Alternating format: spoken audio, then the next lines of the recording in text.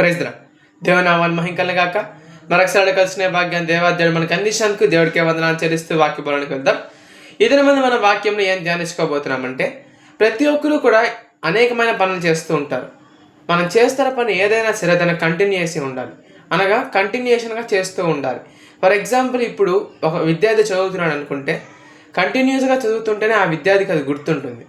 For example, ఇప్పుడు ఎవరైనా ఒక స్పోర్ట్స్ పర్సన్ ఒక స్పోర్ట్ ఆడుతున్నాడు అంటే పర్ఫెక్ట్గా ప్రతిరోజు ప్రాక్టీస్ చేస్తూ ఆడుతూ ఉంటేనే అది అతనికి బాగా వస్తుంది. అంటే గ్యాప్ ఇచ్చి కానీ అతను ఆడాడంటే మళ్ళీ ఇంతకుముందు స్కిల్ అతనికి ఉండదు.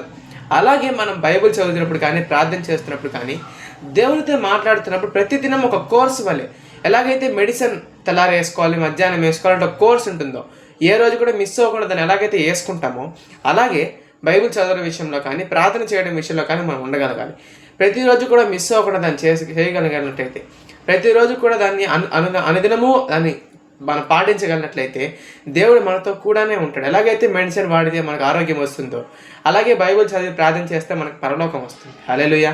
ఈ గొప్ప విషయాన్ని కానీ మీరు గుర్తించగలిగినట్లయితే, డైలీ కానీ నేను చేయగలిగినట్లయితే దేవుడు మనతో కూడా ఎల్లప్పుడూ ఉంటాడు. మనం బయటికి వెళ్ళినప్పుడు, లోపలికి వచ్చినప్పుడు మనం దీవింపబడాలంటే ఆయన వాక్యాన్ని ధ్యానిస్తూ ఆయనతో మాట్లాడగలగాలి.